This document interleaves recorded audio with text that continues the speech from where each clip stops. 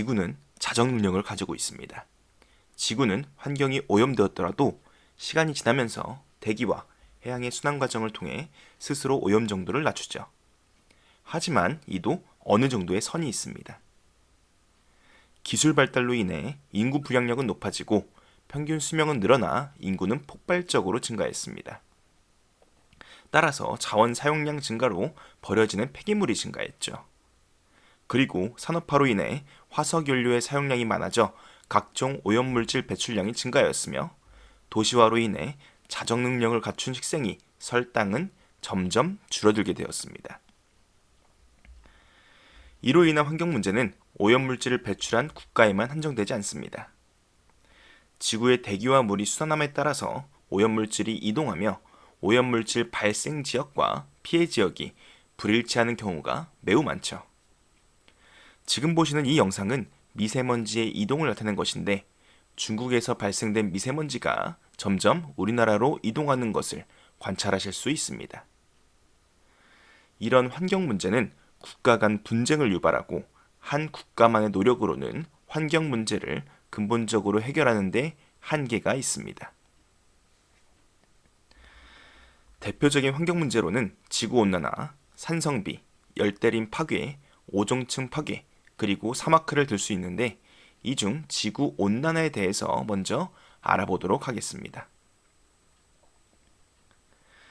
전 세계 평균 기온은 지속적으로 높아지고 있습니다. 그리고 그 속도는 점점 더 빨라지고 있죠. 지구는 태양으로부터 오는 에너지, 즉 태양 복사 에너지를 받는데 이 태양 복사 에너지에 의해 지표면이 뜨거워지고 지구는 지표면에서 지구 복사 에너지를 방출합니다. 그런데 지구를 감싸고 있는 대기는 지구 복사 에너지를 그냥 우주 밖으로 방출시키는 것이 아니라 어느 정도 지구 복사 에너지를 흡수합니다. 때문에 지구는 밤이 되더라도 온도를 쉽게 잃지 않죠. 이러한 현상을 우리는 온실 효과라고 부릅니다. 지구의 대기는 수많은 종류의 가스들로 구성되어 있습니다. 그리고 각각의 가스들은 서로 다른 온실 효과를 가지고 있죠. 1997년 12월 6대 온실가스로 지정된 것에는 이산화탄소, 메테인, 아산화질소, 수소불화탄소, 과불화탄소, 그리고 육불화학 등이 있습니다. 이 중 가장 유명한 것은 단연 이산화탄소죠. 1700년대 증기기관의 발명 이후 산업 발달이 크게 이루어졌고 1892년 루돌프 디젤이 디젤 엔진을 발명한 이후 전 세계의 화석 연료 사용량은 크게 증가했습니다. 화석 연료를 연소시키며 나오는 이산화탄소는 점차 지구의 온도를 높이기 시작했습니다. 또한 산업화와 도시화가 이루어지면서 울창했던 숲은 점점 도시로 바뀌어 나갔고 이산화탄소를 산소로 바꾸어주던 나무는 점점 설 자리를 잃어갔습니다. 그리고 고기에 대한 수요가 많아지면서 가축 사용량 또한 증가했는데 이 가축들이 끼는 방귀와 트림에서 나오는 엄청난 양의 메테인은 지구의 온도 상승을 가속화시켰습니다. 때문에 유럽 국가 중 하나인 에스토니아에서는 환경 정책의 일환으로 가축의 방귀세를 도입하기도 했죠. 그렇다면 지구온난화로 인해 지구는 어떻게 변해가고 있을까요? 먼저 극지방에 있던 수많은 빙하가 녹을 것이고 이로 인해 전 세계 해수면이 높아질 것입니다. 이미 해수면 상승이 빨라지고 있어 몇십 년 뒤면 꿈의 신혼여행지인 모히또에서 몰디브 한 잔을 할 수 없게 되겠죠. 그리고 오세아니아의 한 섬인 투발루는 이미 해수면 상승의 영향을 받아서 더 이상 투발로 걸어다니기 힘들게 되었죠. 때문에 투발루는 호주에 난민 신청을 했지만 거절당하고 말았습니다. 또한 평균 기온 상승으로 인해 꽃의 개화 시기가 빨라지게 되었죠. 올해 벚꽃 예상 개화 시기를 보면 30년 평균인 평년보다 많게는 10일까지 빨라진 것을 확인할 수 있습니다. 또한 과일 주산지도 바뀌게 되었는데 과거에는 제주도에서만 재배를 하던 감귤을 본토 남부지방에서도 이제는 재배하기도 합니다. 또한 우리나라 침엽수림으로 가득한 냉대림의 면적도 축소됐는데 한라산을 예시로 들자면 과거에는 한라산 중턱에서도 자라던 침엽수림의 분포고도 한선이 더 해발고도가 높은 지역으로 이동한 모습을 여러분들은 확인할 수 있죠. 사막화도 지구에 큰 악영향을 미치는 주요 환경 문제에 속합니다. 장기간의 가뭄, 과도한 방목 및 개간, 삼림 벌채, 그리고 건조 지역의 관계 농업 확대에 따른 토양 염류화 현상으로 식생이 자랄 수 없는 땅이 크게 증가했고 결과적으로는 이 지역은 점차 사막이 되어가고 있죠. 특히 아프리카 사헬 지역은 아프리카 내에서 농사가 많이 이루어지는 지역이면서 인구 밀도가 높은 지역에 속합니다. 그런데 이 지역이 점차 사막이 된다면 수많은 사람들이 굶어 죽게 될 것이고 안 그래도 정치적으로 불안한 아프리카가 식량 확보 문제로 더 혼란스러운 상황을 맞게 될 수 있을 것입니다. 또한 아랄해의 경우 현재 심각할 정도로 바다가 바닥을 드러낸 상황에 있습니다. 이 아랄해의 경우 지역 내 관계 농업이 활발하게 이루어지는데 관계 농업을 통해 지하수와 하천의 물을 너무 많이 사용해서 아랄해로 들어가는 물의 양이 적어지게 되었죠. 때문에 아랄해는 점점 물이 바닥을 드러내게 되었고 바닷물에 녹아있던 염분이 소금 결정이 되어서 바람에 날리게 되었습니다. 따라서 오히려 농사가 더욱 힘들어지는 상황을 맞게 되었죠. 열대림 파괴는 지구의 자정 능력을 크게 훼손시킵니다. 아마존은 지구의 허파 역할을 하는데 이 아마존을 비롯한 수많은 열대우림은 현재 빠르게 사라지고 있습니다. 지금 보시는 지역은 아마존 한복판인데 여러분들이 볼 수 있다시피 열대우림이 인위적으로 크게 훼손한 것을 지도상으로 확인할 수 있죠.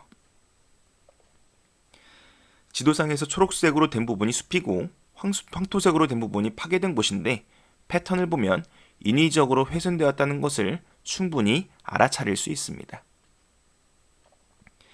이 사진에서 보면 왼쪽은 아직 숲으로 남아있는 것이고 오른쪽은 인위적으로 숲이 파괴된 것인데 이러한 열대우림 파괴는 이런 식으로 불을 지르는 과정으로 이루어집니다. 열대우림에 불을 질러 비옥한 토지를 만든 다음 풀을 키워 가축을 사육하거나 농작물을 키워서 외국으로 수출하거나 혹은 바이오 에탄올을 만들기도 합니다. 그런데 환경 보호를 위해서 농작물을 발효시켜서 바이오 에탄올을 만들어 바이오 디젤을 사용하는데 이 바이오 에탄올을 만들기 위해서 아마존 숲을 파괴하는 것은 정말 아이러니하기도 합니다. 이러한 열대우림 파괴는 지구 온난화를 가속화하고 지구 자정 능력을 약화시키며 동물들의 서식지를 파괴해 생물 종의 다양성을 훼손시킵니다. 산성비는 공장 혹은 자동차 등에서 배출되는 황산화물과 질소산화물 등이 수증기나 비와 만나서 형성됩니다. 이러한 산성비는 토양을 산성화시켜서 삼림을 파괴하거나 호수나 토양의 산성으로 인한 무생물화, 구조물이나 건물의 부식 등을 일으키죠. 산성비의 경우 가장 큰 문제가 산성비의 원인 물질을 배출하는 국가와 산성비의 피해를 입는 국가가 다른 경우가 많다는 것입니다. 지도를 보면 오염물질을 주로 배출하는 국가는 영국, 프랑스, 독일 등인데 편서풍을 타고 이동한 오염물질로 인해서 애꿎은 북유럽 그리고 동부유럽 국가가 산성비 피해를 많이 입는 것을 여러분들은 확인할 수 있습니다. 오존층은 성층권에 형성되어 태양으로부터 오는 자외선을 차단해줍니다.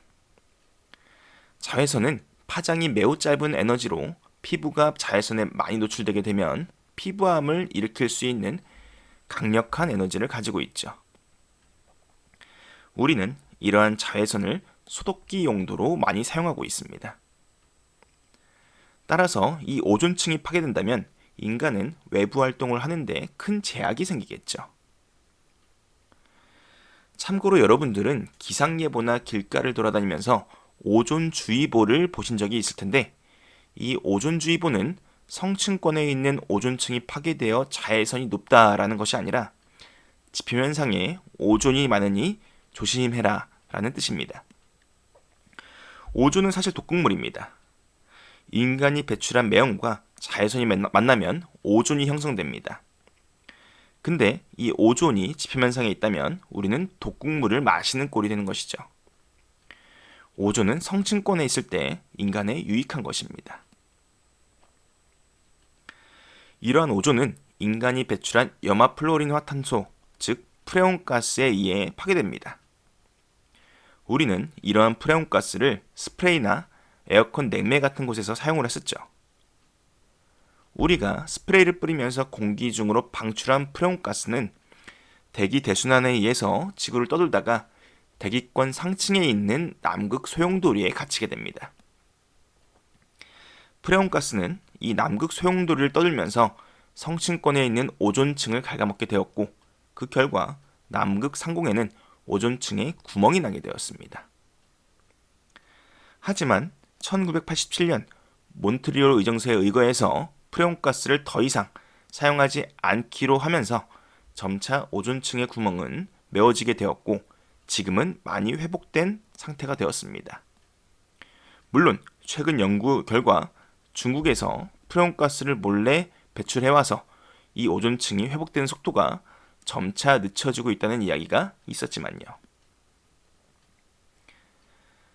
지금까지 우리는 환경 문제에는 어떤 것들이 있고 각각의 환경 문제는 어떤 특징들이 있는지 알아보았습니다. 다음 시간에는 이러한 환경 문제 해결을 위해서 우리는 어떻게 해야 하는지 알아보도록 하겠습니다. 여러분들 정말 수고하셨습니다.